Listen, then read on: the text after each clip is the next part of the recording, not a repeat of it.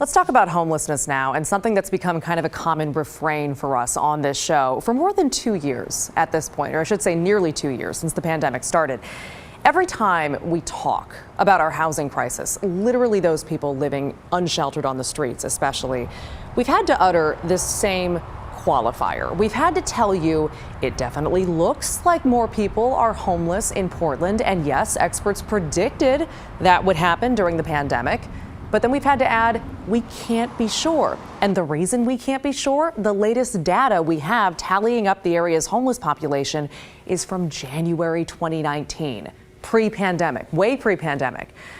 Well, that's about to change, courtesy of the point in time count. As we speak, more than 150 volunteers, literally right now, are fanning out across Multnomah County to literally count people experiencing homelessness. That includes people living on the streets, in shelters, in transitional housing. The point in time count is organized by the city and county and mandated by the feds. Communities across the country have to do this at least every other year in order to get federal housing dollars. So this count was supposed to happen last year. That would be the normally scheduled year. But Multnomah County postponed it because of COVID. Lots of counties did. Now, for reference, here are the numbers from January 2019, the last count. This count found 4,015 people in Multnomah County experiencing homelessness, meaning they could be on the streets, in shelters, or in transitional housing. Boil it down to just those living on the streets. That category is called unsheltered, and that total was a record high 2,037. So this year we'll have new numbers, and local officials say they have basically the same predictions many of you do. We've got some anecdotal sense, right, that we're probably going to see some increase in our overall number. Certainly, we know that visibility has become a lot more prevalent, right? We're seeing so much more. So this will allow us to cut through the mystery right now about to what degree is the visibility reflecting people having more tents, being more spread out, being in places they hadn't been allowed to be in because of COVID, or is there a huge surge? Do you want to elaborate at all, or can you even on when you say you expect it to be higher? Like, are there any estimates that you all have at your disposal? No, I mean, I think that's why you do the count, because you don't really know.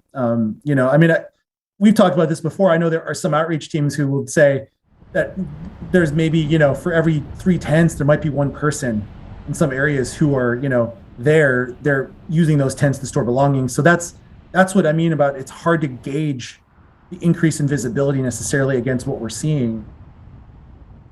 Against what we're seeing. We really appreciated his being so candid, because since January 2019, all of us have just been gauging this crisis by what we're seeing. And that will continue until this summer when we get the data from tonight's count. It takes until the summer.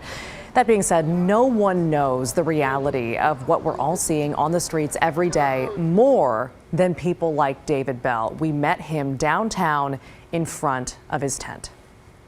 More people are living out in tents now that have come accustomed to it and learned to deal with it than what it was before.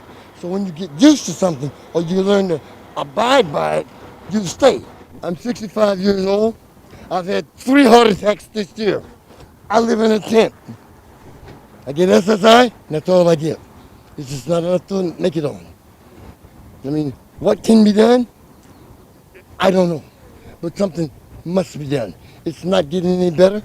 For that matter, it's getting worse. I moved the tent over here because the clinic is right there, and I can get up and get there and be there on time. Because if no, I'm not there. I can't afford not to be there.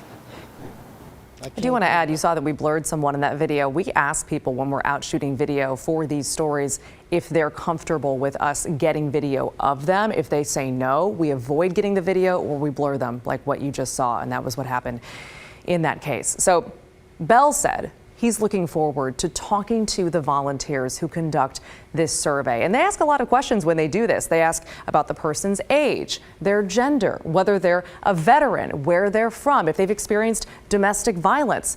And back to where they're from, if they're not from Portland, they ask whether that person was homeless when they arrived in Portland. And if yes, why did they come here? So for what it's worth, because we get this question a lot, here is the breakdown from 2019's count of why people who were already homeless came to Portland from elsewhere. 28.5%, or 228 people, said they came to be with family and friends. Just under 15% said they came here for the weather. And just under 18%, or 143 people, said they came here to get access to services.